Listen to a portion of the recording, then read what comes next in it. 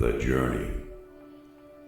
Traveling through the darkness of the tunnel and into the light. My journey begins with a sudden first breath. In sheer awe and bewilderment, I sense that I am I, but not much of anything else. I entered this world in a very traumatic fashion, having no clue as to what future trauma and drama would be bestowed upon me during the rest of my journey within this gambling game known as life. I will be introduced to sadness, happiness, love, hate, and fear. There will be many instances where I will be hastily forced to make the decision as to whether I should hold or fold. As I progress beyond the point of I am I eventually begin to realize that this journey will not be an easy one.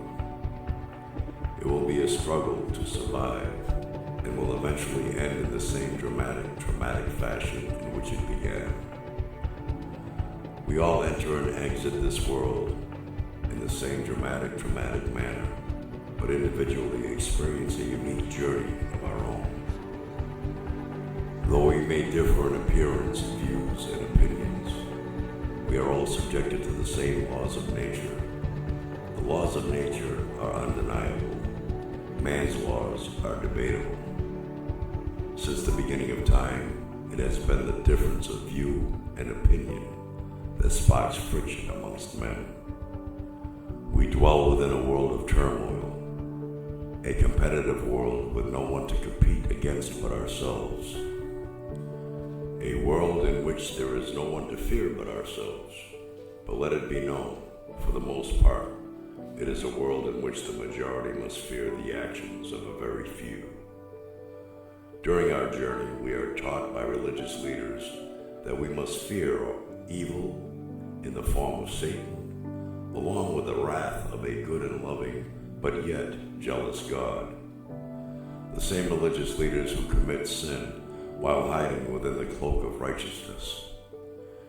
It is fear they profess in order to suppress. To be born into such a society, there is no greater form of brainwashing. It is said that one definition of insanity is to continually do the same thing over and over again while expecting a different result. As a society, throughout thousands of years of religious beliefs and under the leadership of a minority, we as a collective are still in pursuit of peace amongst ourselves. That within itself should indicate that it is time for a game change. Recurringly, throughout history, every great society which has risen has fallen.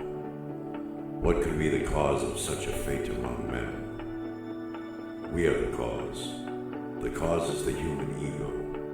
Until man can figure out, control, and overcome his ego, there will never be peace on earth.